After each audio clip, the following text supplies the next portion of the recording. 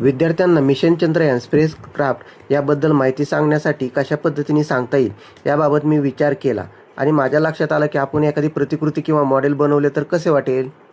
म्हणून मी PVC पाईपपासून चंद्रयान बनवण्याचे ठरवले व अशा पद्धतीने मिशन चंद्रयान स्पेसक्राफ्ट LVM-3 मी तयार केले.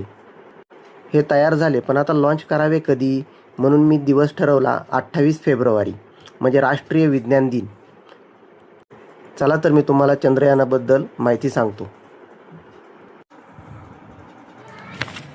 नमस्कार विद्यार्थी मित्रांनो, मी अमोल पाटील. आज 28 फेब्रुवारी राष्ट्रीय विज्ञान दिनाच्या निमित्ताने स्पेसक्राफ्ट मिशन चंद्रयान LVM-3 शाळा तळेगाव येथून लॉन्च करणार आहे.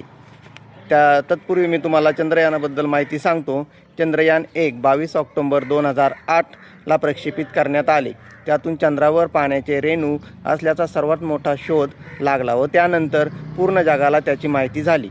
चंद्रयान 2 22 जुलै 2019ला प्रक्षेपित करण्यात आले.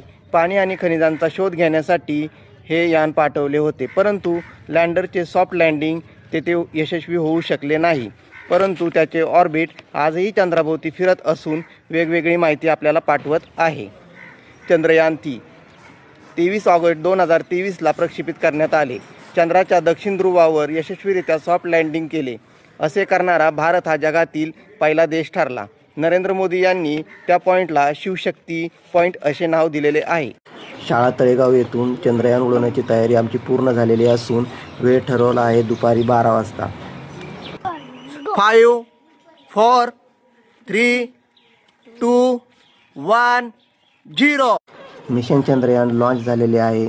सर्व विद्यार्थ्यांच्या समक्ष त्याने अवकाशाकडे झेप घेतलेली आहे. आपल्याला नवीन नवीन माहिती सांगण्यासाठी आणि नवीन दिशांचा शोध घेण्यासाठी मिशन चंद्रयान निघालेले आहे.